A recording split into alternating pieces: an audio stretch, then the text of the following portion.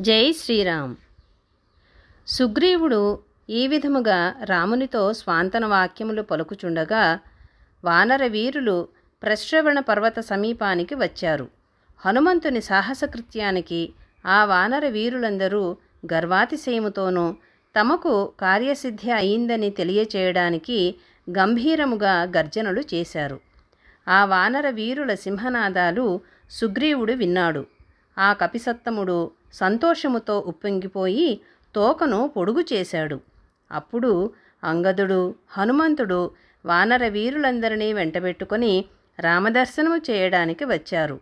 ఆ మహాబాహువు హనుమంతుడు రాముడికి శిరసా నమస్కారం చేసి, ప్రభూ, సీతాదేవి పాతివ్రత్య నియమముతో తేజరిల్లుతూ ఉంది అని చెప్పాడు. హనుమంతుడు ఒక్క వాక్యంలో ఎంతో అర్థాన్ని ఇమిడ్చి చెప్పాడు. మన వేదాలు, ఉపనిషత్తులు అట్లా చెప్పాయి. భాష్యం వ్రాస్తే వేల కొద్దీ పేజీలో రాయొచ్చు.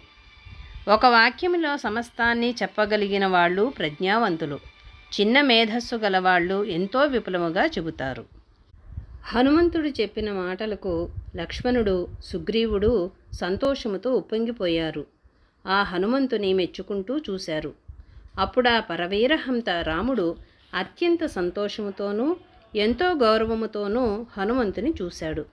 సీతాదేవి క్షేమముగా ఉంది అని వినగానే రాముడు వానర వీరులను చూచి, ఓ వానర వీరులారా, సీతాదేవి ఎక్కడ ఉంది? నన్ను గురించి ఏమనుకుంటూ ఉంది? నాకు వివరంగా చెప్పండి అని అడిగాడు. జై శ్రీరామ్.